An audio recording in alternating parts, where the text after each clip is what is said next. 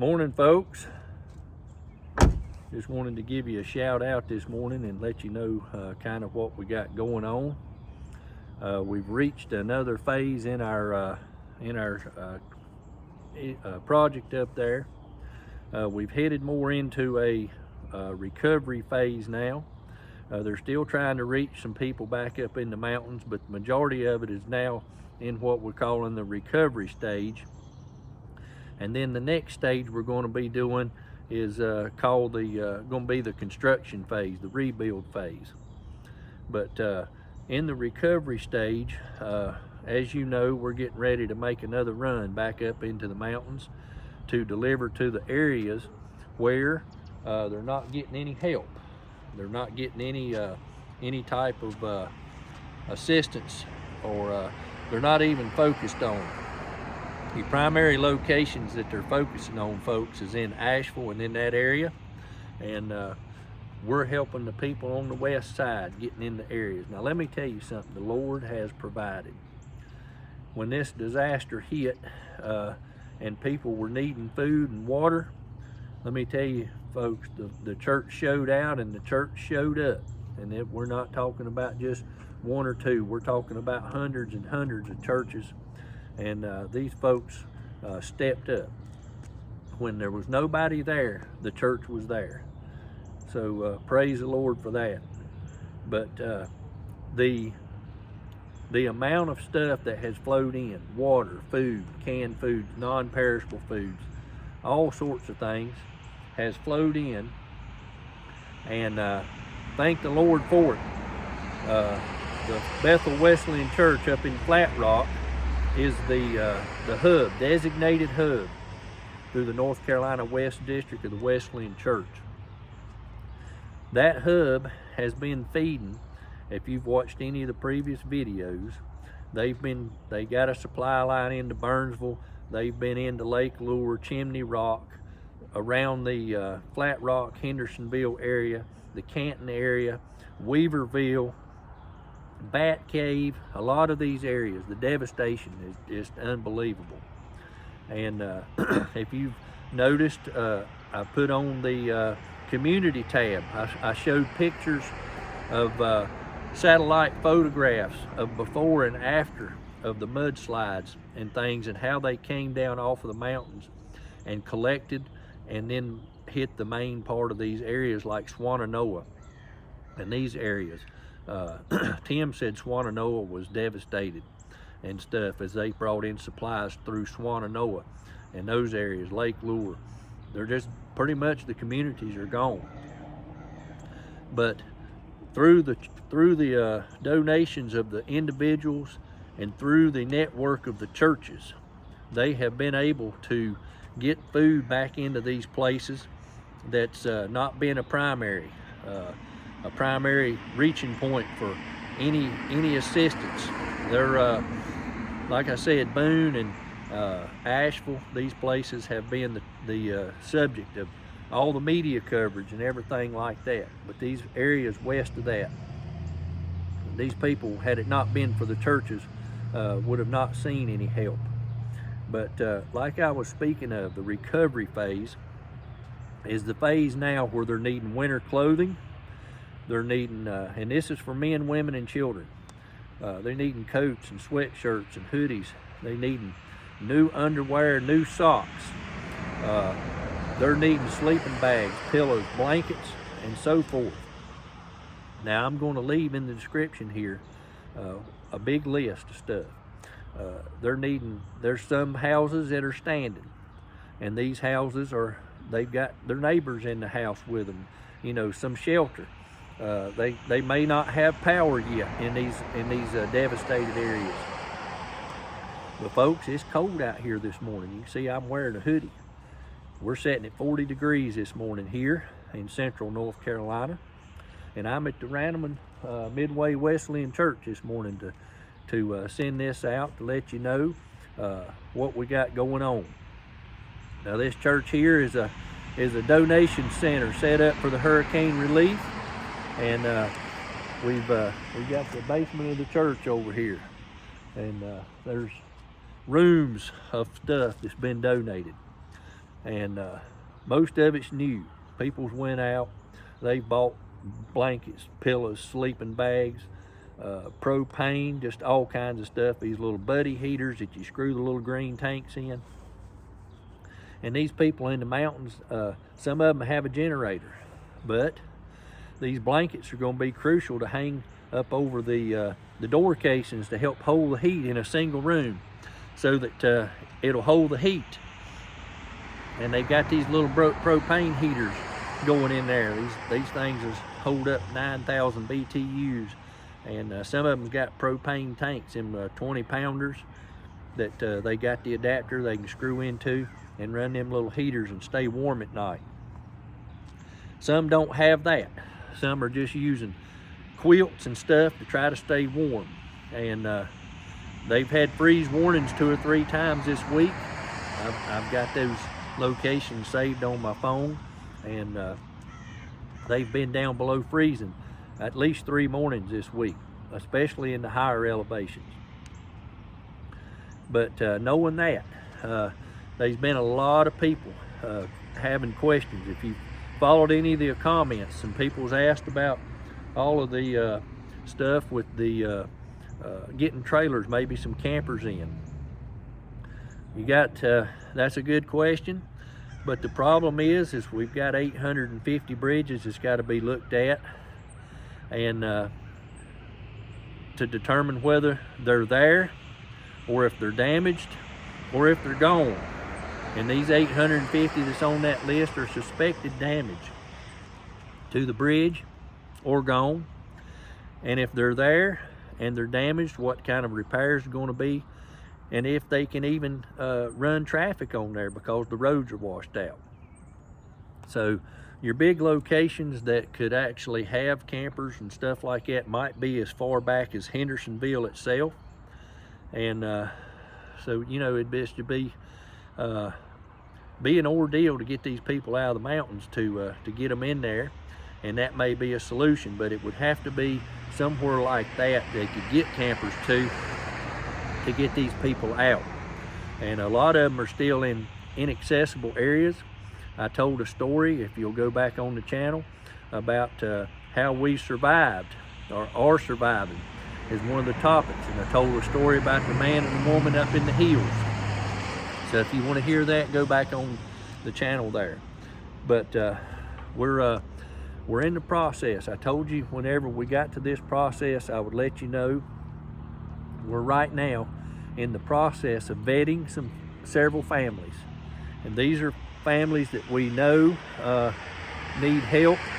And you're probably saying, well, why are you vetting people? The reason we're doing that is these are people that's not getting any kind of help at all. If there's a family already on say Section 8 housing, or already receiving free lunches and things at school, they're going to qualify for any kind of federal program. So we're trying to help the people that's not going to qualify for anything. And the problem is right now is these people don't want to have any help. They don't want to ask. They feel like if they ask, they're it's kind of their thinking is it's they don't want to be humiliated and their dignity be gone because they've asked. They're just not going to ask.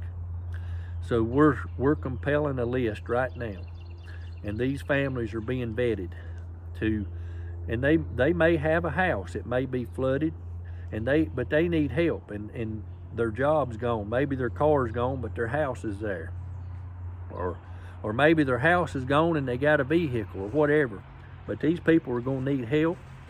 The banks are going to be foreclosing on them. I've heard stories from Tim and his wife. You know, people they just don't know what they're going to do. They're at their wits' end.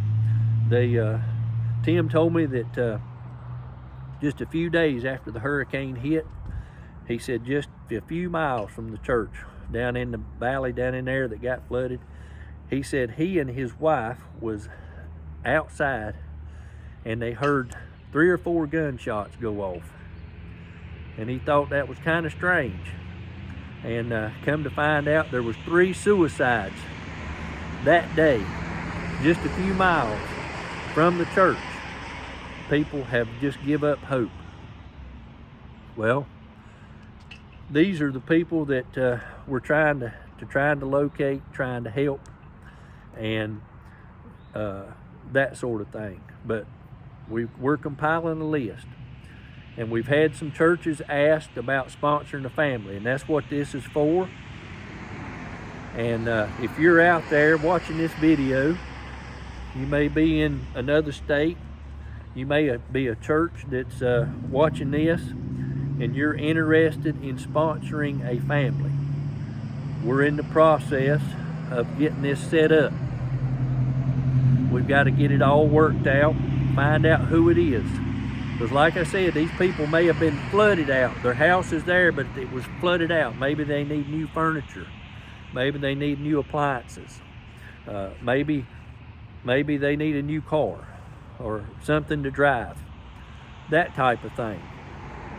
And then there's some that have lost their house. They're going to need to completely rebuild. But if you're interested in helping a family, and like I said, they're being vetted. They're being vetted so that we know that, they're not going to receive something and turn around and sell it. That's the reason we're doing this, because we have spoke to you also about this Project Santa. I had a lady send a message yesterday wanting to know how to donate to Project Santa. We're working on that as well. That's going to be another video as soon as the details are worked out, and I hope I have that information today.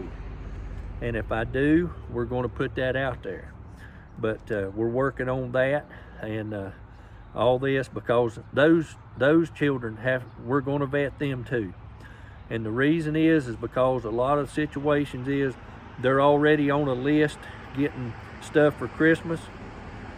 And what happens is, if there's a situation, what we call a double dip, they're taking the nicer stuff and it's being sold. And that's something we don't want to happen.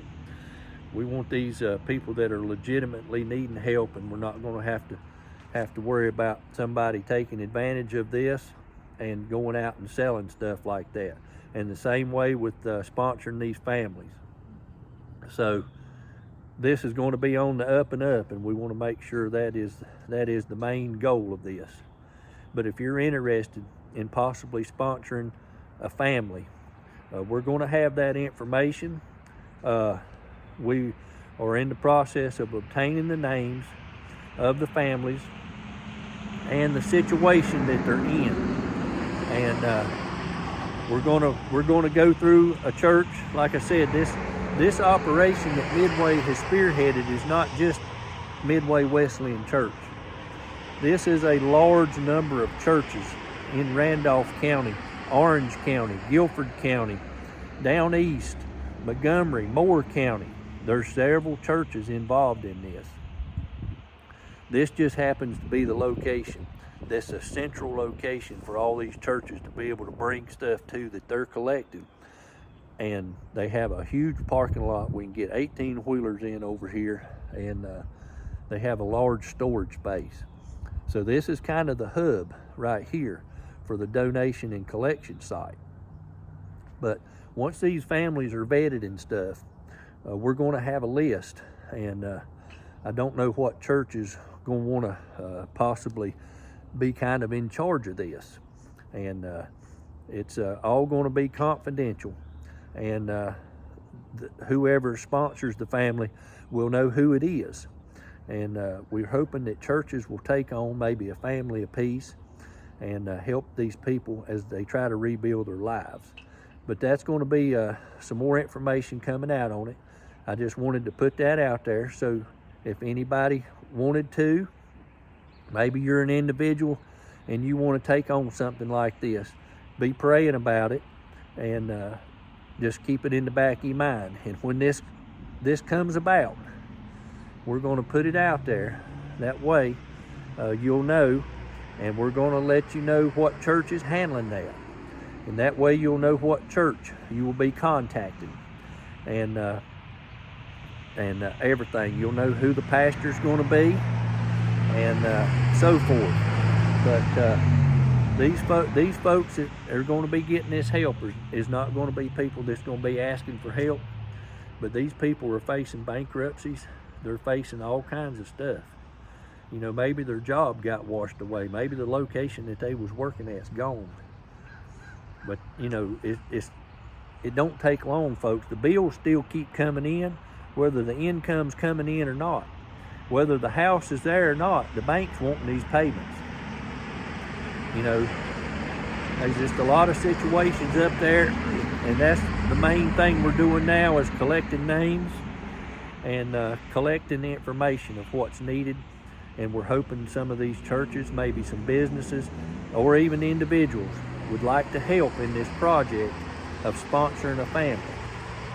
And we just wanted to let you know what the update was on that. And we're going back on November 2 here from Midway, Wesley, and there'll be another convoy leave of several churches headed up to the west and south side of Asheville, where these people have received no help except from the church. I appreciate you joining us this morning, and be praying about that as we're vetting these families that is going to need some help with whatever. And but we're going to have all that compiled and what they're needing help with and things like that. I appreciate you joining us. Y'all have a blessed day.